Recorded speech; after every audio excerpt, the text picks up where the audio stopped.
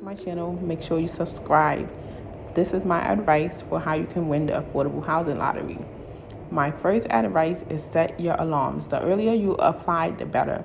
Every time I applied at 12 o'clock on the dot, I always got a response, even if it was a denial. When I applied later on in the day or days later, I wouldn't get contact at all. And when I would see my log numbers, it would be literally like 100 and something thousand.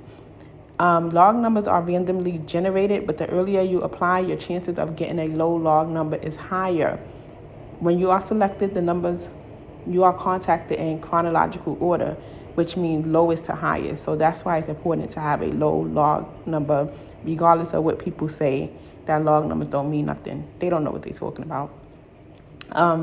Set them alarms and make sure you apply to what you qualify for so you don't waste your time.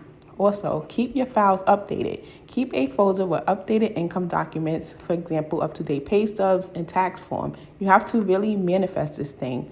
Also, put a copy of all household members' birth certificates and social security cards in the folder as well. Also, copies of IDs for anyone 18 and older.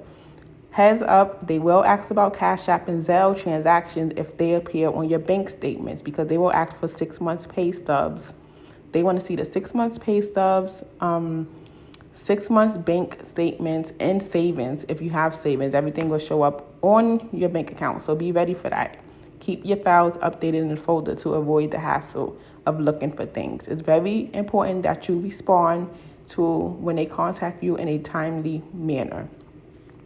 Some more information. If you have housing vouchers, for example, Section 8 or CityFEP, stay on top of your case manager. If your case manager is giving you a hard time, contact upper people. Like contact the commissioner, which is what I did when I was having trouble.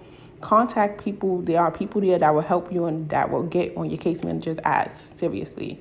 Inspections are set after pre-clearance, and pre-clearance is basically like a background check on a building, which is very important because some of these landlords do not keep up with their building, and they are what you call slumlords. You do not want to live in a building like that because it's very hard to get out once you move. With CityFEP, you have to apply for a transfer. You cannot just leave when your lease is up.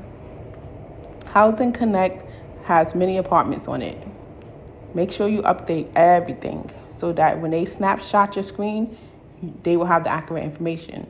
If you don't want to have your credit checked, you can instead provide documents showing 12 months of rent payments.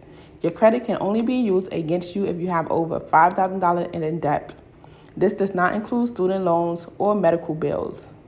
If you have a voucher that covers the whole entire rent, your credit history shouldn't be used against you at all. But if you have a portion that you have to pay, it can actually be used against you.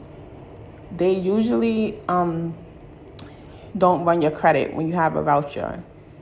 Even when you have a portion, it depends on the management company. That's another thing. All management companies are different. So how one person process went, that does not mean yours will go the same way. That's just what it is. They are very different. Some are stricter than others. How my process went, I was contacted August 4th to submit documents. Then they contacted me a week later, August 12th, with a letter stating I have 5 days to submit additional documents. This is when they asked for my Cash App history. I had to get some documents notarized, and things like that.